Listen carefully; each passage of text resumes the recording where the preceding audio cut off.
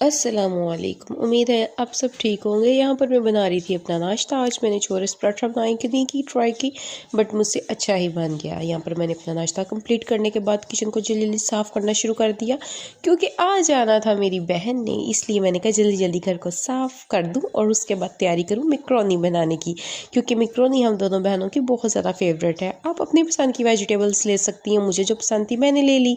यहाँ पर मैंने मैकरोनी को बॉईल कर दिया, इसके अंदर मैंने ऑयल और नमक भी डाला था और उसके बाद मैंने सारी वेजिटेबल्स को कट कर लिया जो आपके सामने है, और दरमियान में सॉस और केचप पड़ा है। चिकन को मैं बॉईल करती होती हूँ, चिकन को मैंने बॉईल कर लिया। प्याज लहसुन को मैंने गरम की तड़का तुड़का लगा के अंदर मैंने चिकन ऐड किया, शिमला मिर्च ऐड की, और उसके बाद मैंने सारे मसाले ऐड कर देने, जिसमें तिक्का बोटी मसाला और नमक मिर्च, बस इतना ही था। और यहाँ पर मैंने केचप और मायोनीज़ और बंद गोभी को ऐड कर दिया और ये सॉसेस ऐड कर दिए। इसके बाद मैकरोनी ऐड की और इसको मैं स्टीम पे रख दूँगी। किस किस को मैकरोनी बहुत पसंद है मुझे बताइएगा। लड़कियों को तो मैकरोनी वैसे ही बहुत ज़्यादा पसंद होती है जी। इसके बाद अब इसका फाइनल लुक देखिए, कितने मज़े की जूसी जूसी सी मैकरोनी बनी है। आप भी इस तरह से लाजमी ट्राई कीजिएगा। यहाँ पर हसन को मैं जूस पिला रही थी, ज़िद कर रहा था, मैंने कहा चलो जूस पिला देती हूँ, जूस पी के सेट हो जाएगा।